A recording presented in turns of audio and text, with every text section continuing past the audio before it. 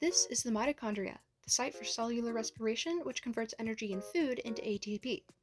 They produce over 90% of the body's energy, earning the name the powerhouse of the cell, though this doesn't do justice to all the functions of this awesome organelle. Here are some facts you may not have known about the mitochondria.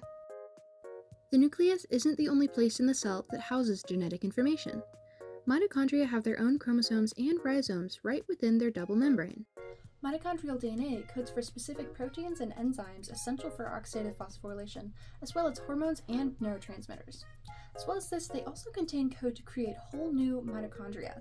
Additionally, while nuclear DNA typically looks like this within the nucleus, mitochondrial DNA has a circular structure and floats freely in the mitochondrial matrix.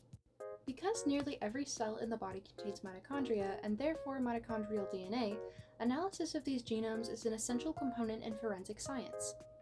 Uncovering gene sequences from trace evidence can help to identify participants in crime scenes, even in the absence or compromisation of nuclear DNA. As we've discussed, mitochondria contain DNA and ribosomes, a double membrane, and their chromosomes are circular. What's going on here?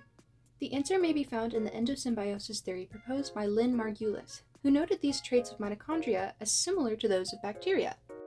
It's theorized that the mitochondria may have originated as a free-living prokaryotic cell that was engulfed by a eukaryotic cell and established as a permanent symbiotic resident. The energy demands of a multicellular organism as complex as a human being requires the efficiency of aerobic respiration, making the mitochondria an essential evolutionary ally. Tissues in the body have varying energy needs and so have different concentrations of mitochondria within their cells. Red blood cells have no mitochondria at maturity, whereas cardiac heart cells have 5,000 to 8,000 mitochondria in each cell. Additionally, depending on the part of the body, mitochondria actually adopt different functions. In the ellipsoid region of the eyeball, involved in phototransduction, mitochondria actually aid in light passage into the eye, acting as tiny lenses to focus the image received.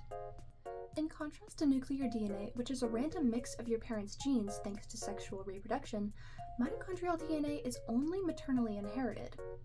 As an embryo, you received the mitochondria within your mother's egg cell exactly as it existed in her, and her mother, and so on and so forth.